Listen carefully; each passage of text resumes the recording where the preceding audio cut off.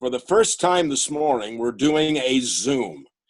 Zortman does a Zoom. That is breaking news. So we have set up Tony Bachman, Team Keller Williams. You are actually the keynoter. I can see you there. No tie on this morning, Tony. What's the deal? Well, good morning, Bill. Yeah, no, I still have a collared button-up shirt. And yes, the question on Zoom that everybody asks is, are you wearing pants? And the answer to that question is yes, I'm wearing pants.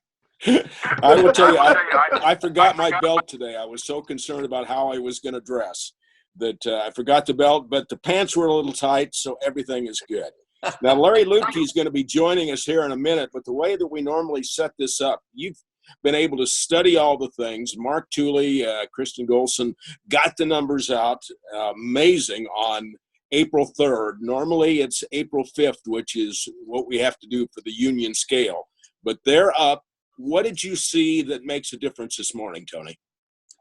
Well, right now, I know that we're kind of in uncharted territory, and I know that there's just a lot of concern with what's happening in people's lives, and and real estate, of course, is something that when we talk about working with our buyers and our sellers, and there's just a lot of questions, and so and I think Larry can attest to the fact that for the last probably 2.5, 3 weeks, we have been working with this Zoom technology and other technologies, trying to leverage how we can work with our buyers and our sellers and keep everybody, safe, given, during this crisis, and still maintain this, the market. And actually, when we talk about the market, the numbers, I'll just roll through quickly. This is for the whole month of March. And I realized that, our news in early March, we were still, full steam ahead. This wasn't, as a crisis to the point where we were thinking it was going to be. We had no idea that we were going to get to this point. But with that, new listings, they're up 14%, which is what we were first quarter of the year. For the month, for actually 14% for the first quarter and for the month of March when we compare last year to this year. And then pending sales, this is the part that's, it makes you go, wow, this is amazing. And we still feel it because we're still seeing a lot of activity on the market and related to pending sales. Last year's pending sales to this year's pending sales for March, we're up 86.2%. For the quarter, we're up just about 56%. So the demand, the pent-up demand for housing and what's going on out there, it's good to see this number of 14% increase in listings because that's helping out. Closed sales are up, for the month of March, 19.4%. And for the year, we're up 15%. So still wonderful that way. Median home price, one thing we've noticed here in March of last year to this year, median home price increased by 11.4%. Last year, median home price was at about $196,000. This year, we're a little over $218,000. So, and I think a little bit of that has to do with the lower end markets. There isn't a lot of inventory to be had, and so you're not seeing a lot of activity. And so that's what's part of the reason that median home price is a little higher, is because you've got a lot more activity in the higher end markets. Let's bring in Luetke, the president of the Real Estate Association. All right, what I want to hear from both you guys is this weekend, what people are seeing, because it was the first weekend in the second quarter. Are we seeing people that are trying to buy, trying to sell? What are we seeing, Larry? Actually, I think you're still seeing quite a bit of stuff going on, even though with everything that's going on. We have a couple listings coming out in the next couple of weeks. We have buyers that are we just put 3 deals together at the beginning of the week last week. So there's still activity happening with everything that's going on. Just people are a little bit different in how showings are done. Some people are wanting you to have gloves.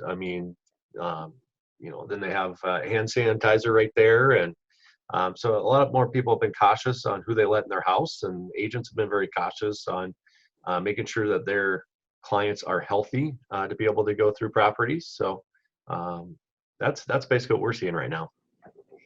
Tony, the concern that we have, and we're going to have Dave Kelly on this morning, along with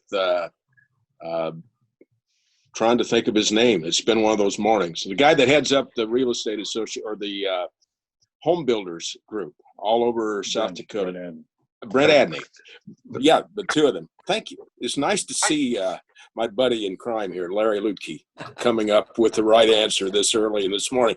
But they're going to talk a little bit about the marketplace. And there are a lot of people that maybe their jobs are at risk. They don't know if it's going to affect buying and selling. What are you two guys seeing? Tony first. Yeah, so I think that's one of the consultations we're having, not only with our buyers, but our sellers in reference to if we receive an offer, we're probably going to vet that offer a little bit better in reference to, we're going to ask a few more questions about the buyer. Do they have a home that they're trying to sell? Do they have a home under contract? And we need to know a little bit more about, the other contract, because unfortunately, when you have a market like this and given the circumstances, and we had, that unemployment rate that quadrupled, exponentially here over the last few weeks, that is going to affect a lot of people when it comes to, buying homes. And what happens when we see transactions where one transaction is contingent upon another transaction, if something doesn't happen at the very front end of the line in reference to something closing, it has a domino effect and it stymies everything else. So, I think it's, for us working for our clients that are listing homes and accepting offers, we really have to kind of vet that to say, is this really the best offer? It may be the highest price offer, but the other offer may be not contingent on any selling, and the other offer may be, where the parties that are buying are essential employees, and you just don't see them having the chance of being laid off. Larry, the question I would ask you, you represent as president the Real Estate Association. It's a whole different game dealing now with a couple of different agents, one buying, one selling. How much patience are you guys going to have, and must you have, to make sure that buyers and sellers are handled? Well, I think you got to be patient all around. I mean, I just echo a little bit of what Tony was talking about. I mean, it almost goes back to 2008, 2011, where you're vetting every deal really hard, even finding out, where they work at, just to make sure that if you have multiple offers, that you're comparing each one of those offers all the way down to where they work and if they have to sell a house. But no, it has been a lot more patience. I will tell you that it's been very interesting the last 3 weeks, being the president, just fielding all kinds of calls and concerns. But yeah, we're getting through it. But the biggest thing is just patience. All right, Tony, your last word before, I don't know what happens to this online happy show that we're doing today. Do you just disappear? Well, what happens is when we get done doing our segment here and our Zoom meeting ends, then then I'll disappear. Yeah, we'll leave the meeting, and then you'll have to go back to doing what you do best, is just coloring your giving verbal descriptions and of the images, I guess. So yeah. So last words I would just say is that at this point, I mean, we're all trying to be prudent. I mean, I think that with Larry, the association, there's been a lot of training. There's been a lot of conversation about how we should handle showings. Even open houses. Yeah. Many people are not having regular open houses. They're doing virtual open houses. Okay. And then we're also, as a team, we're going to having like 3D virtual showings where we have the ability to do the virtual tour. And so we're working on putting all of those on all of our listings, just like many of the agents are, to reply to this. And so when we're having conversations with buyers and sellers, we still have buyers that want to go see some things, but what we're doing is we're trying to limit how many homes we're going to see. So if originally they had 10 homes they were interested in, we're going to go on a Zoom meeting. We're going to sit here and go through each house, all the characteristics.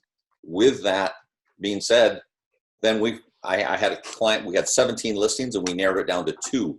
And it took about 45 minutes of just sitting, looking at each other, having these conversations. We can do a share screen so we can share the characteristics of each home, the pictures. So yeah, we're in a brave new world, but I think there's a lot of, stuff that we're trying to work with, but we're trying to handle this in a very positive manner. Essential service is what I would call what we're doing in this business. That's one of the things they're trying to determine what is essential and not. Buying and selling a home. Tony, we appreciate you being with us. Thanks for bringing technology to us. The other 9 presidents that we've had in the association never did this. So this is a first. Luetke got to be a part of it. All right. Thank you, Bill. Have a great week.